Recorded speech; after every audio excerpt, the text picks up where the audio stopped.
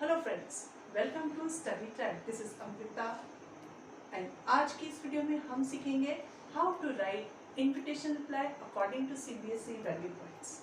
Writing an invitation reply is an art which can be perfected by careful planning the content and by precise expression.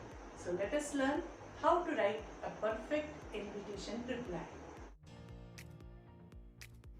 Class 12th English code का sample paper हमें बताता है कि इस साल CBSE ने paper के pattern में बहुत सारे बदलाव करे हैं और राइटिंग सेक्शन में invitation writing and invitation reply एक कंपलसरी क्वेश्चन बन गया है। तो आइए देखते हैं कि how to write invitation reply according to the sample paper question. Sample paper में जो क्वेश्चन दिया है वो इस प्रकार है। You are doctor Stanzin, a certified art therapist from Leh.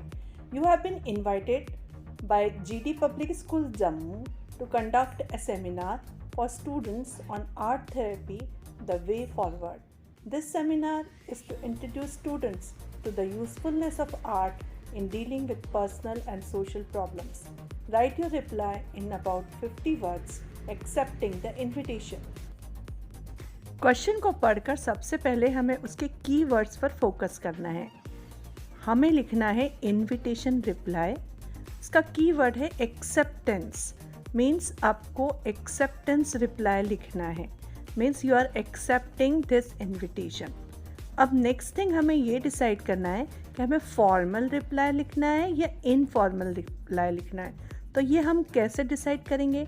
जब हम इसमें मेंशन नहीं किया हुआ है क्वेश्चन में, तब हम इस क्वेश्चन को फिर से एक बार पढ़ेंगे और हम इसे समझेंगे कि इसमें डॉक्टर स्टेंजन को as a chief guest invite किया गया है, means he has to conduct the seminar.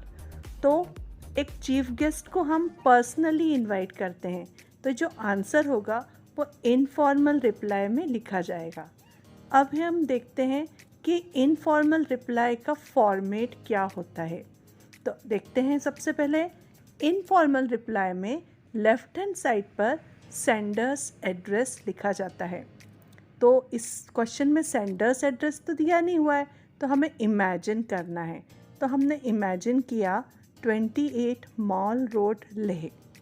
इसके बाद हमें डेट लिखनी है, उसके बाद हमें लेटर को एड्रेस करना है।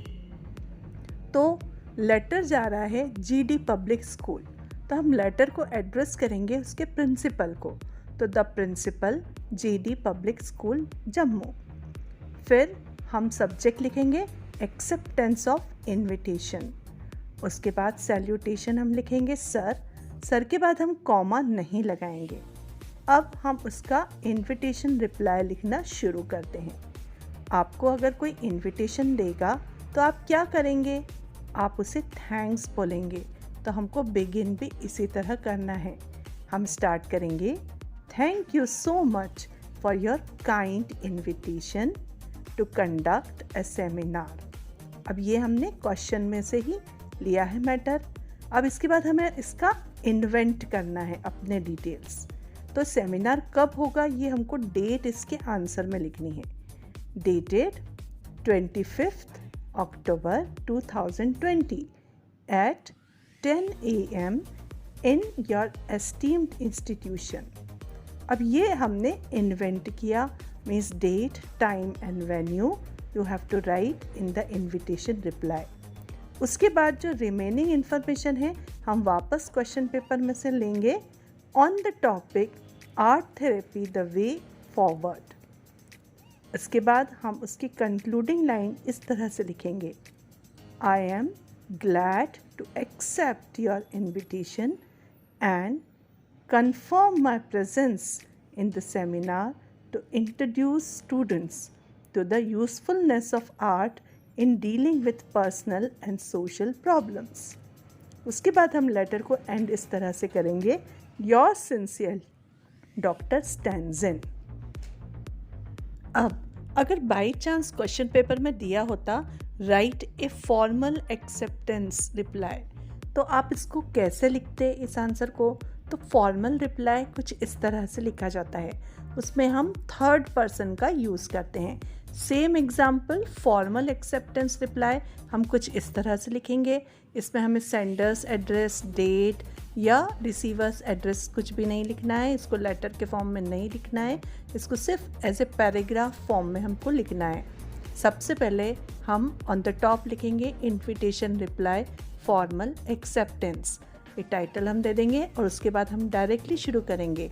Doctor Stanzin thanks GD Public School, Jammu for inviting him to a seminar on 25th October 2020 at 10 a.m. in school auditorium on the topic Art Therapy, the Way Forward.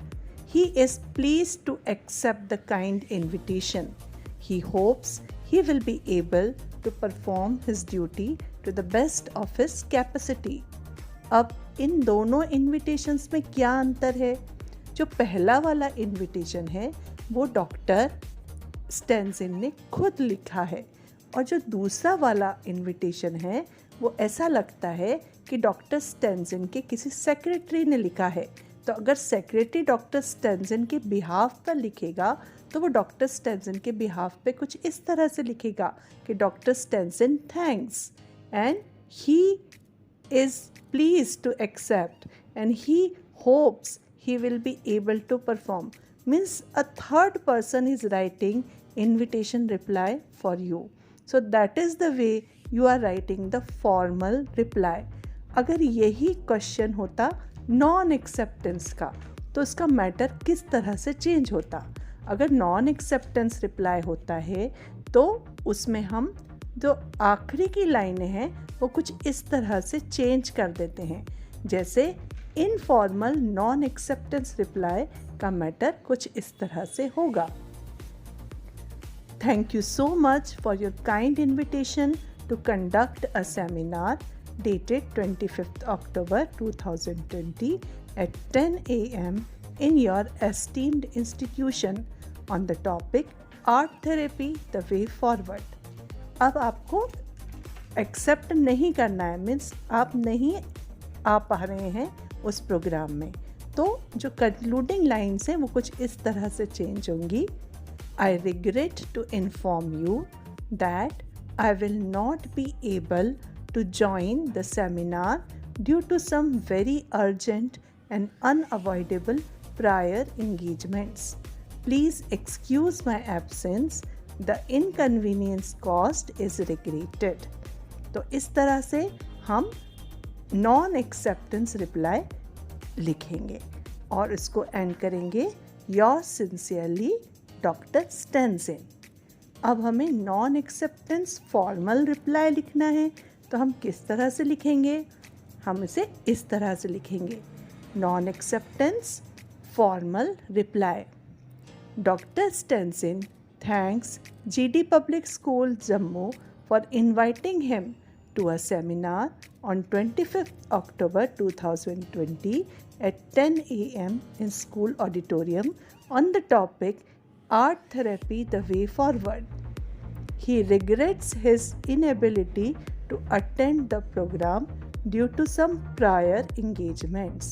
The inconvenience caused is regretted.